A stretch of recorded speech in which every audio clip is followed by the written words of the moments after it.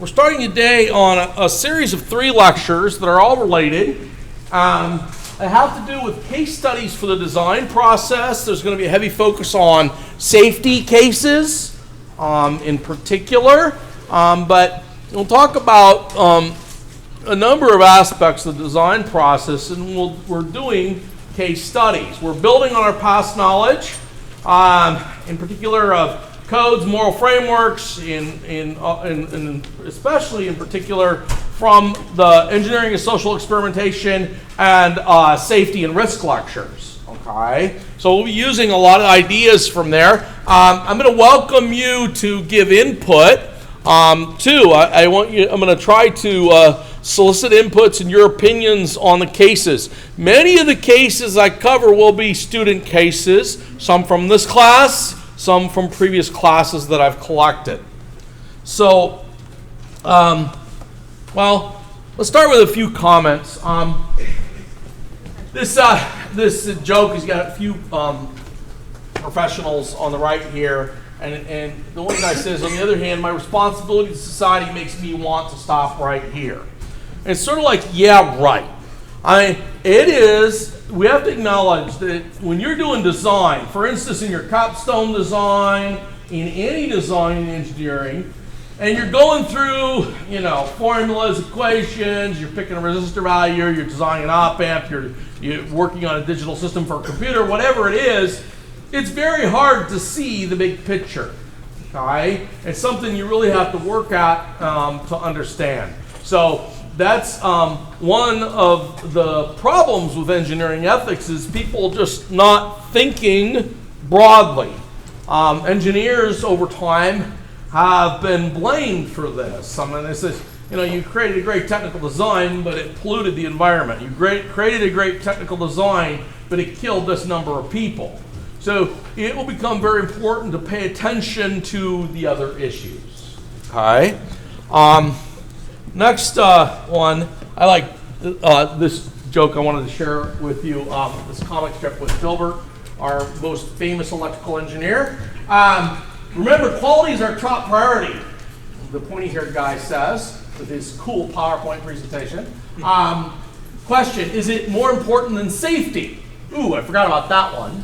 Question, is quality more important than obeying the law? Wouldn't Wally ask such a question? Well, probably not. Then Alice says, if we could maximize shareholder value, that is making lots of money, by selling lower quality items, wouldn't we have a fiduciary responsibility to do it? And he says, well, I'm sure it's in the top 4. And then one of them says, what if we had to lie to achieve quality? Okay, which is pretty funny because, that really does happen in engineering. Sometimes, in particular with specifications on products, sometimes they're not outright lies saying they'll do this or this better than the competitor, but they're, let's just say, overly optimistic.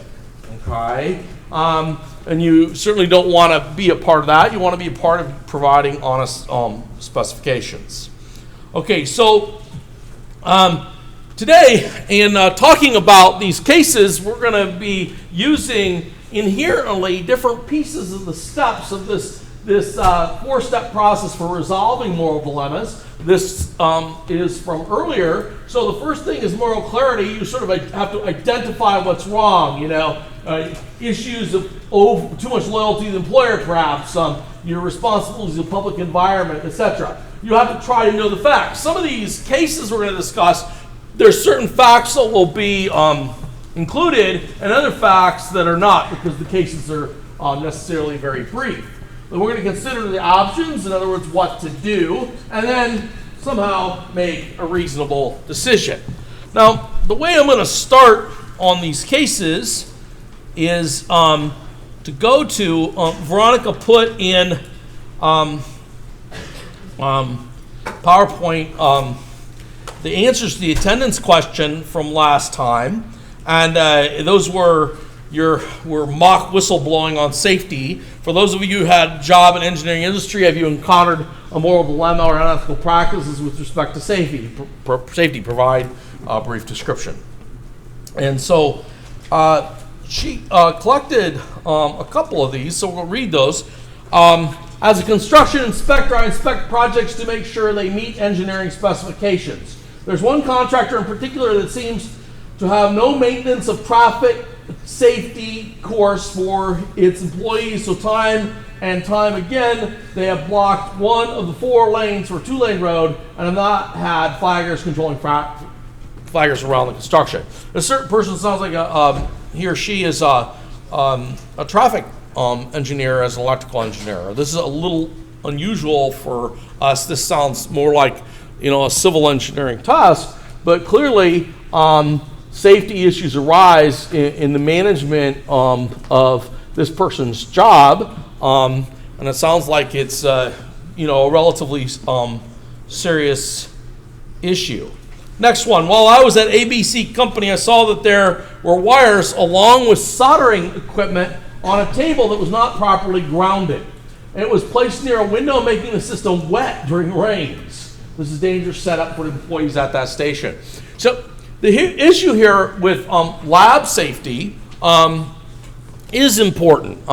There's an emphasis on lab safety, for instance, in the ECD department, so that nobody gets hurt. Usually these lab safety issues, some of them are not real serious, okay? Some of them, we're not talking about hurting, tens or more of people. We're talking about somebody getting shocked. Sometimes they are quite serious in our department. If anybody wants to go down and try to work in a power lab, you're working among high voltage, high current quite often, and there can be real serious safety concerns. Okay. Elsewhere in a university, this is a big issue. Of course, when you're working with chemicals, for instance, and chemical labs, and you have to worry about hurting people with contamination from chemicals. In this case, the question is what should this student do? Can someone tell me? This is someone that was on an internship, I assume, of some sort, summer or during the year. Does this student, who's one of you here, have some responsibility to do something? And if the person that wrote this wants to speak up, that's fine. I'd welcome you. My claim is they do have some responsibility. They clearly recognize the problem. The question is what to do about it. Yes? If it doesn't require any additional permission, they can close the window. They can start by closing the window. Okay. As a start. Yeah, it's rather unusual to be getting circuits wet in a lab. There is another issue here, though. Let's say you close the window, obviously. Are you always going to be there to close the window, though? Would be one question. Usually the answer to that is no, you won't. Usually then you need a better approach, such as moving the lab bench away from the window or making it so the problem won't even occur. Okay, so what about the top one? Soldering equipment on a table is not properly grounded. Well, there's a number of approaches to this. Usually you want to try to be diplomatic, but you could suggest to the supervisor, you could go talk to the lab tech. Usually there's a lab tech working there. I say, look, we need to ground this, don't get him in any trouble or whatever. If you have trouble with that, you might go one level up and tell the supervisor about the safety concern and let that person deal with it. But whatever it is, you shouldn't just sit and watch this thing, walk by it every day, and expect it not to be a problem. You really should say something, do something to try to fix the problem. I once went for an industrial training at a company in India and found out that they were releasing more harmful gases than permitted. The ppm levels were way off from their allowed level. So, comments. But this is a tough one because, if you're going for industrial training, you might be in a facility that's different from your own, right? And it's going to be very difficult for you to do something about that. I still think, though, you have some liability, don't you? What's not clear from here is the implications of the release of the harmful gases. Is it simply,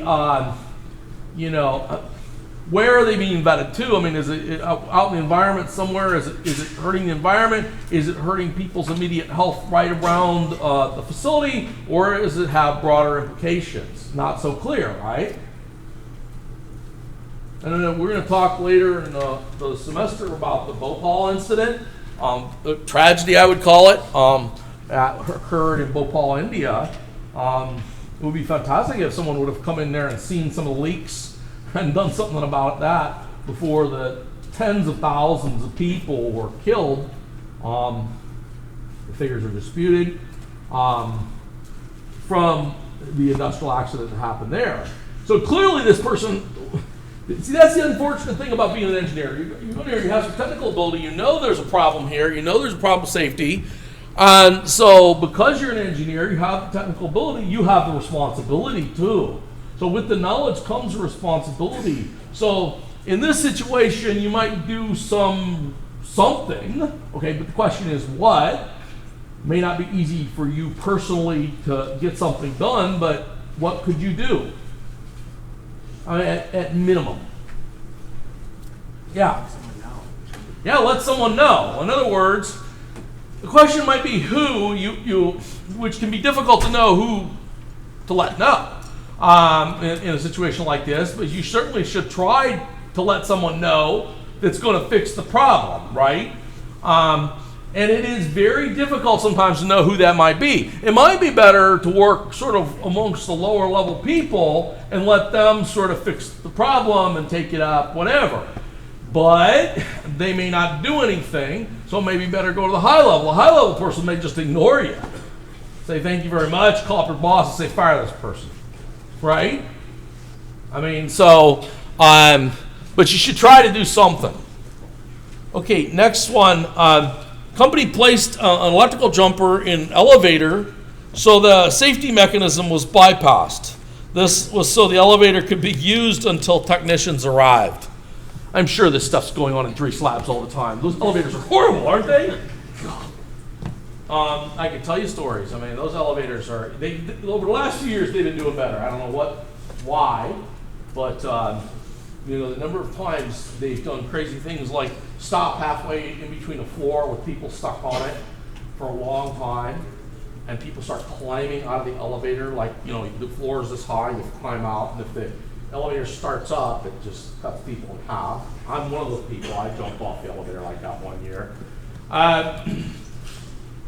This situation is also difficult because when you see this happen, you know that who's doing it is the elevator tech, right? So the question is you go talk to the tech and just say, look, don't do this, okay? You got to be really diplomatic, all right? They're not going to be happy with you because you caught them doing something that's not right. So if that doesn't work, you might have to go over their head, which will even piss them off more. But you can say, so what? It's a safety issue. People have, it has to be a safe operation.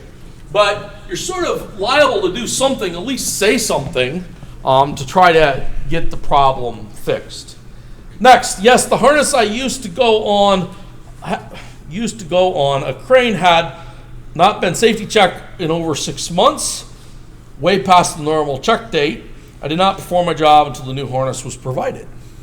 Okay, so there's where someone dug in, tried to do the right thing. Of course, this person had a high amount of interest in keeping themselves safe, right? I mean, but it's also in these situations an act of loyalty towards your company because you get yourself hurt, you're going to sue them. You get yourself killed, they got a real problem, somebody else is going to sue them. Okay, so demanding that safety requirements and set procedures, etc., are sort of met and followed is part of an engineer's job. Next, during one of my assignments, I was ordered, I think, to solder some components for testing. I was not given the opportunity to receive the formal training, so I may not have been practicing all the necessary precautions when completing the task. Without the training, I was putting myself, my team, and the customer at risk. Tough situation to be in. It often happens when you begin engineering jobs. In the beginning, you don't know what to do. You're in an unsafe situation. You try to do your best. Boss isn't listening to you. Isn't paying careful attention to safety procedures. You've got to try to make sure that you're getting it right. And sometimes you don't. We're going to have another student case like this. So we sort of have a responsibility to teach ourselves about safety. And in this case, this sounds like it's safety with respect to that individual, but of course, these kinds of cases can imply certain risks towards other people too.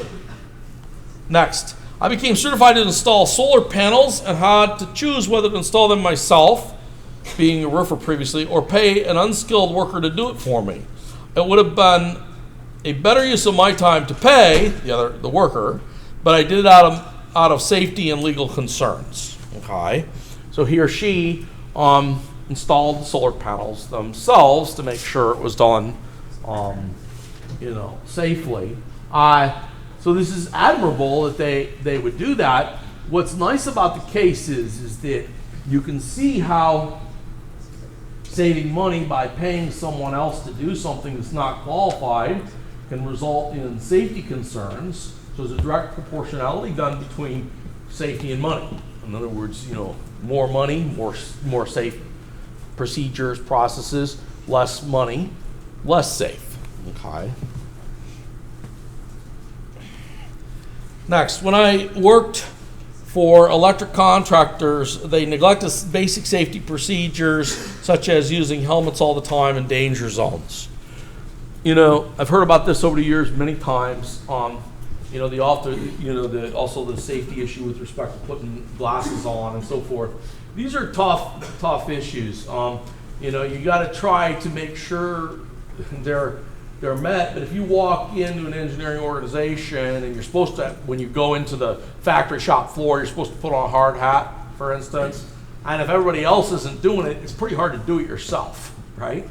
So you have to try to make sure that there's sort of safety procedures are followed, but really what you want in your organization is a culture of being safe, and that will have large effects over time also for your employees. Okay, so for my other cases, I have collected from students. I've saved the best cases. I want to discuss some of those with you. So this is one. I worked at a power company. Power distribution was my section. This is a local company. You can guess which one it is. Guy wires that provide mechanical supporting utility pole to earth, are often not within clearance of energized conducts. New standards observe this clearance requirement, but many unsafe constructions are in public. It's just too expensive to redesign and reconstruct utility poles. Okay, so make sure you understand the situation. You got all these poles when the power lines are not underground but above ground the way they used to be. Put many of those in the Franklin County area. Have a pole, and what happens? The guy wire is that cable that runs like, you got a pole here. It connects up at the top and runs down to the ground. Now, what they mean by the clearance here is think of it as the distance between that cable and an energized conduct, which would mean electricity, okay, and high voltage, okay. Now, the problem is there's a number of things that can happen. Let's say it's raining out, wind's blowing, kids are outside playing in the rain. Many of us have done that when we were little kids, right? We go out and play in the rain. It's a lot of fun. Kids go down and they play on these guy wires. I used to do it as a kid. You can climb up the wire, hand over hand like this. Now, if during this, the kid shakes the wire, the cable that's going up, the guy wire, okay, or wind blows and it moves such that these contacts in place, you fry a kid, okay? So the problem is a significant safety concern. But what in the world could this student do about this? I mean, you know, trying to fix a problem of this magnitude, there's literally, you know, we're talking about thousands of these that are not put in properly in the first place, would require what? Major initiative by a company like AEP, okay? Now, would they do that? Well, you gotta understand the way a company like that works. To be able to do something like that, they may have to raise rates, electricity rates. And nobody wants their electricity bill to go up, so these kind of unsafe situations continue. What can one student do about it? Probably nothing. I mean, it's unimaginable to me that the student could get this problem fixed. It's too grand big of a problem. Okay? So sometimes when you see something like this, you got to know when you can't do something. Now somebody might sit out there and say, well, wait a minute. You can write an article to Post-Dispatch. You can start protesting, go down to the state capitol building and start running protests. Blah, blah, blah. Well, maybe. Do you have the time for that? You know, would it take a little kid getting killed first, and then those things happen? Would that be enough? It's a tough issue. Okay, it's tough to know when you can fix something with a magnitude like this. It reminds me of the earthquake problem out in California that we discussed last week. Next, I worked at the power company and saw instances where potentially dangerous transformers were being asked to be kept in service for money reasons. Now, transformers, I don't know if you know much about transformers. These babies can blow up, literally, okay? And they can be unsafe to be around. And some of the transformers are sort of behind fences, you know, in areas. You see them they're up on a pole. Have you ever seen a transformer blow? You know, it's wow, you know. Again, this is related. I put this next to this one because it's related. It's like, how in the world would you fix that? Now, you may be able to get involved in the company and get a new policy in place that would minimize the maximum time that these things are in service. You may be able to do something like that. If you're a good engineer, you may be able to pull something like that off. Especially if you were a little bit higher up in the company. You may have the power to do something like that. Next, I work for a power supply manufacturer. The units typically use 480 volts up to 30 kVA. Shielding is obviously a very important safety issue, but we could not seal up the units, so many warning labels had to be used to keep hands out. Interesting. I don't know how many of you have ripped the back off your laptop and looked inside, but there are indeed, I've done it, and there are indeed lots of labels like you shouldn't be doing this. Here saying keep your hands away from here, etc., etc. These labels are put in place because of the history of people digging into the back of a computer or radio or whatever it is and getting themselves electrocuted. Okay, so there's good reasons to have those there. Another example of where you see lots of labels is on a hairdryer. They'll typically have tons of labels, you know, and they're really funny. You ought to read them, and nobody reads them. Do not use while sleeping. What? Do not use while sleeping. Do not use in the bathtub. Yeah, do not use in the bathtub. Do not use in the shower.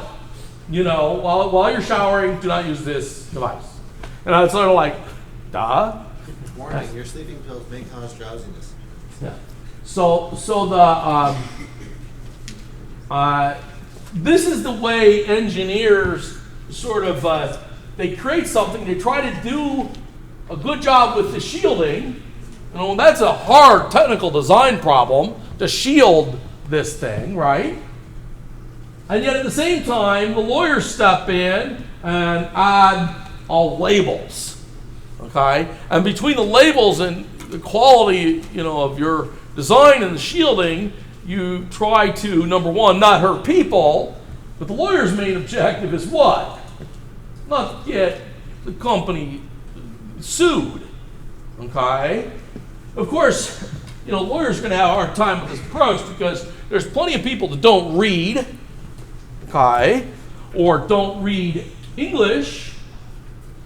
And how many languages can you fit on those labels, okay? So there's a lot of problems with the labeling approach. So your competence matters a lot in terms of the shielding, okay? It's a good example where competence impacts safety.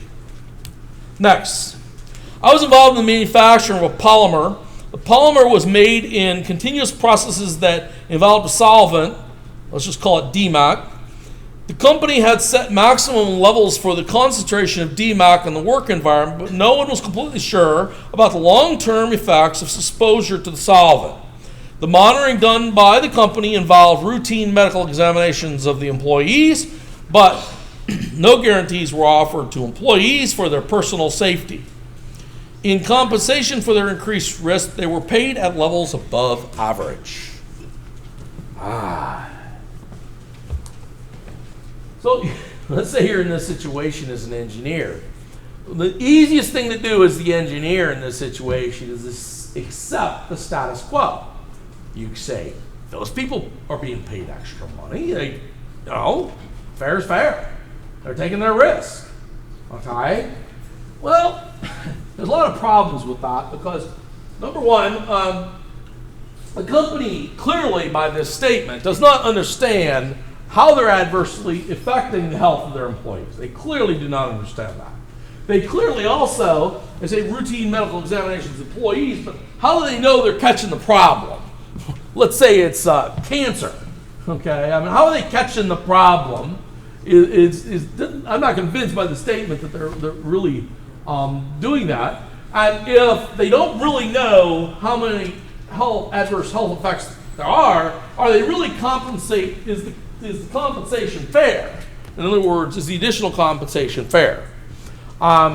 This happens actually, this additional compensation for subjecting yourself to lack of safe conditions happens quite a bit. All right, it's rather a disturbing thing. Having been in industry before where they have solder baths and the people were typically ladies were breathing in the solder bath fumes all day, every day. It's like, wow, it's really, I just wouldn't want that job, let's put it that way. And as an engineer, you sort of look at it and you say, well, can't we do better than that? I mean, I think that in situations like this, the question, you got to sort of think outside the box as an engineer. You got to say, wait a minute, this is crazy situation. Number one, we shouldn't be paying these people so much money. Number two, we shouldn't be hurting their health. So let's make the process safer somehow. And if you can be competent and make it safer, then in a sense, everybody wins, including the company, right? Their labor costs go down. And so a lot of times if you get in this situation, just keep in mind, that professionalism means competence and behavior, basically, and competence really trumps as an engineer. I mean, if you look at how it is as students, I remember being a student, I'm not that old. I remember the people that were respected the most as students were either ones that were really funny or ones that were really competent. Okay? In engineering industry, the people that are best respected are the competent ones, the most competent ones.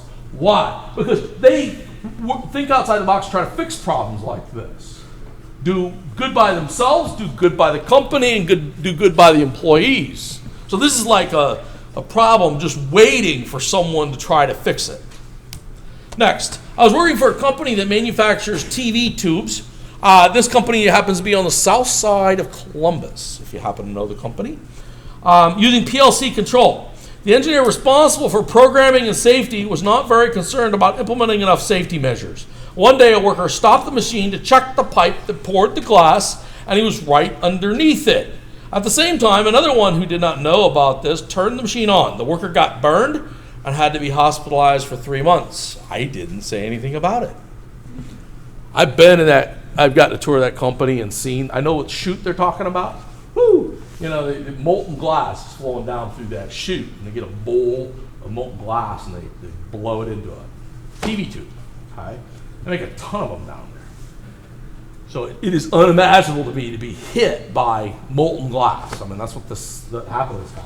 I don't understand their last statement. I didn't say anything about it. Well, maybe he didn't, the student didn't say, hey, I saw this, you know, I'm the witness or whatever. I mean, what is their responsibilities? And then, you know, this one's just full of all kinds of responsibilities because this student witnessed the accident.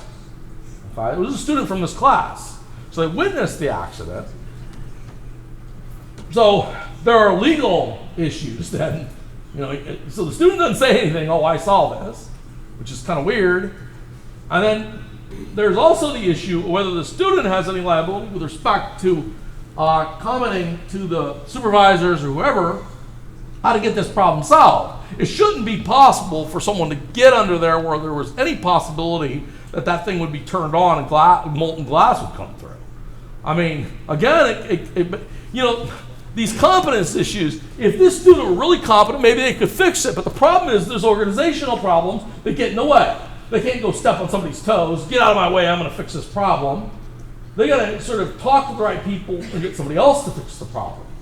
And when you're a student intern, you don't have a lot of authority, right? It's hard to tell people what to do. Okay, sometimes that takes a little while until you're working for the company for a few years and you get some trust, etc. Unfortunately, sometimes that can be too late. Next, while working at my internship, I heard of units coming into the shop that contain asbestos-based installation. The sales engineer had difficulty relaying that information to the people in the shop who were to strip the units. Because of this lack of communication, the people who stripped the units did not wear the property safety equipment and were exposed to the asbestos. This may not have occurred if more emphasis was put on internal communications and safety. That is, you know, a lot of times it isn't unethical behavior with respect to safety. It's just something dumb. You know, oh, I didn't know these had asbestos in it. Well, why, you know, oh, I thought I told you that. You know, there needs to be processes that are set up, and you have to pay attention to these processes as an engineer, you know, not just pay attention to the sort of technical aspects of the safety design and safety procedures, but the organizational or human aspects of this and how this communication goes. So, you know, maybe when the units come in, there should be a computer inventory system that logged in that said that there was this problem, and then when the people went to strip them, they'd see it and they'd put on the proper suits, etc.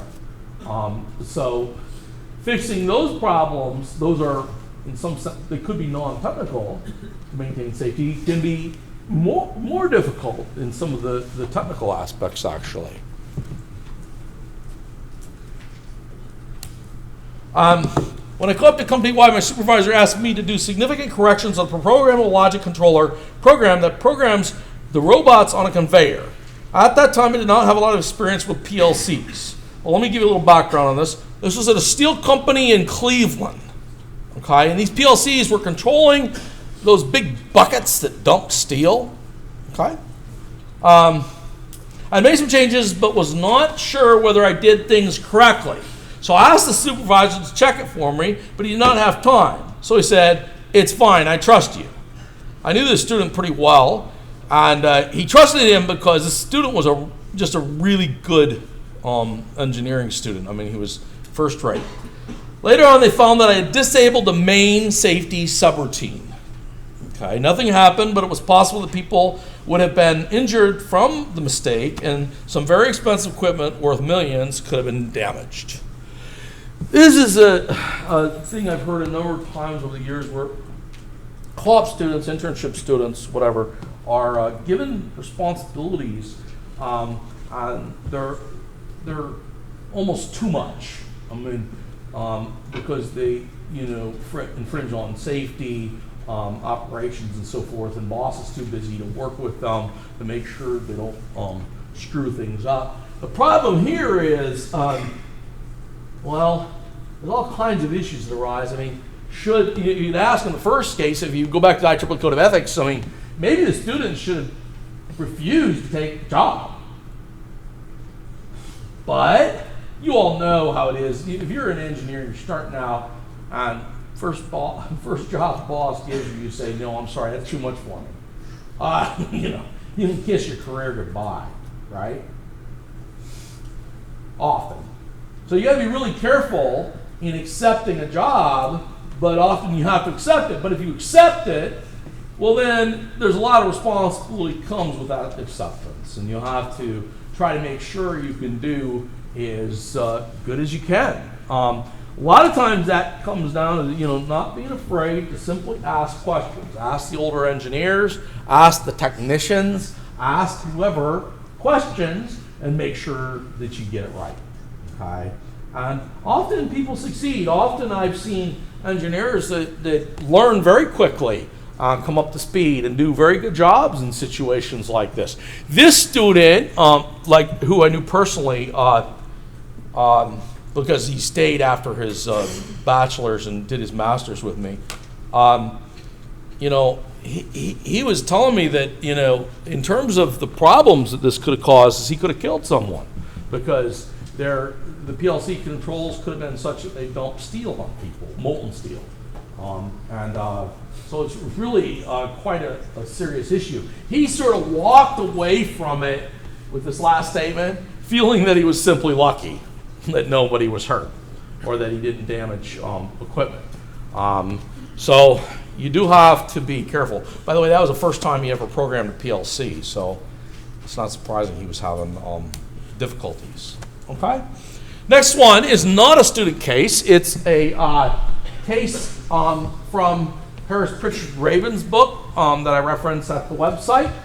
So I like this case because it has some electrical engineering stuff in it and some hard issues to address. So Charlie Long's an electrical engineer working for a major automobile company year 2001. He works in the automatic sensors department, and his job is to design and test electronic sensors for use in different parts of cars. The latest version of the Lightning Z100 was recently launched into the national market, equipped with an electronic sensor crucial to an innovative safety feature of the vehicle. The sensor was designed and tested by Charlie's department. The Lightning Z100's major competitor equipped its comparable model, the Bolt Z100. You think they could think of something a little more innovative names, with a somewhat similar sensor 2 years before, and it apparently was effective in reducing the number of fatalities and head-on collisions. Convinced that they could quickly come up with a design for an electronic sensor to match the Bolt Z100s, Charlie's department committed to preparing one in time for the 2001 Lightning Z100 model. Unfortunately, the design challenge proved to be more formidable than they expected. They fell behind schedule. At the same time, they were under pressure to have something ready for the 2001 model.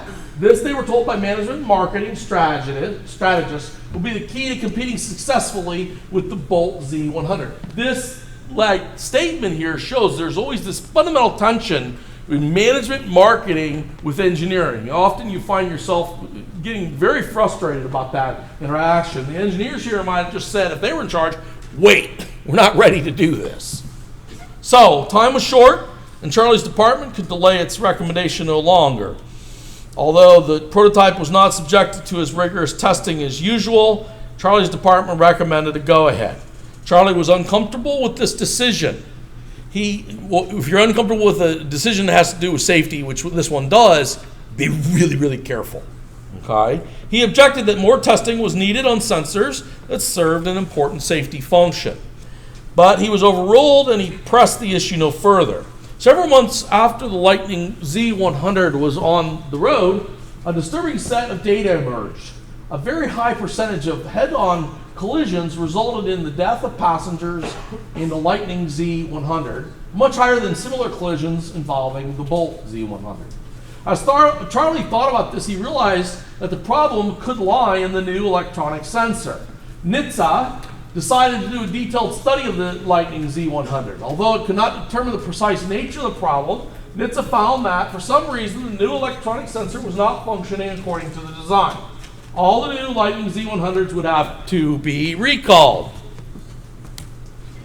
as soon as possible in order to avoid any more deaths from malfunctioning sensors. Charlie re-examined the design. Suddenly he realized that there was a very specific design flaw. He was not sure why this realization had come to him. It was not obvious even to experienced electrical engineers, but there it was, staring him in the face. Further testing might have revealed this earlier, but there had not been time for that. Meanwhile, many expensive lawsuits were being pressed against Charlie's company. Called in to testify in court, Charlie had a tough problem. Here's the problem that Charlie has. Should he reveal everything, his belief that the testing was inadequate and his recent discovery, and cost the company a great deal of money, or should he testify that he had been convinced that the testing was adequate? Should he keep it to himself that he now knew that there was something wrong with the design? Tough situations. And electrical engineers do get involved in this. Many, many sensors are electrical, okay? And they have to function with very high reliability in order to serve in safety functions. The typical sensors you can be talking about here are things like the sensor that's up front of the vehicle for sensing collision and deploying airbags. Okay. There are other sensors associated with the anti-skid braking system. Okay. And so Charlie here has a tough situation on his hands. Should he sort of look back and just talk about past and say, we were convinced, I got a great engineering team, we were convinced this thing was right? Or should he reveal, his uneasy feeling, right, that he had? Because that's the honest truth. He did have an uneasy feeling about releasing the product. Should he reveal this discovery he made that shows that the product is defective? And then his company looks really bad. Because then if you've already found the error, then things look even worse, because then it's going to be hard to argue that your group was competent when you've just shown that they did something drastically wrong, right? So what does he do? Can someone help me? What should Charlie do?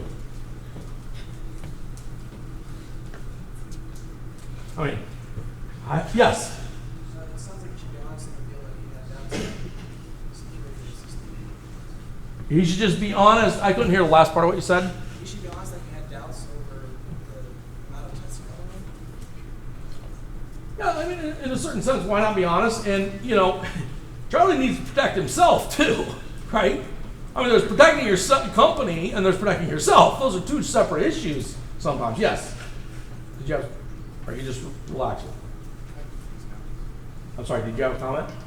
Okay. Yes. If you believe that there was a problem at the time, then you should definitely do that. But if you believe that it was adequate at the time, I would stress that and just state that although I felt uneasy, there's definitely going to be times where you feel like you can always test more. There Exactly. has to come a point where the testing is adequate. If you feel like it's adequate at that point, you have to go ahead and find out there's an issue. It's more about fixing the issue as soon as it arrives. Because if you just, essentially if you keep arguing over it instead of fixing the issue, which I definitely believe you should reveal that you found that there was something wrong and that it can be fixed. If you spend the time discussing whether or not where the mistake was earlier, there's definitely mistakes earlier, but if you spend too long on that, you won't fix the issue again. No. And it's almost like the old statement. It's sort of obvious what to do in a sense. Honesty is the best policy. In other words, say we thought it was adequate. What's wrong with that? But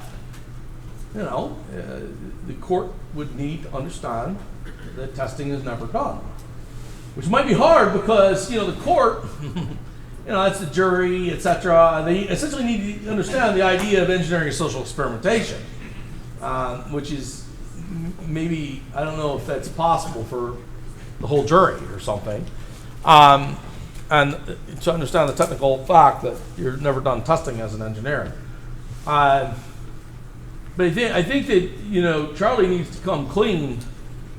I mean, if he gets caught, if he knows what the problem is, like you're saying, he needs to just say what the problem is, current problem, and so they can get the darn thing fixed in the recall. Because when they do a recall, it comes into the garage, right, to fix it.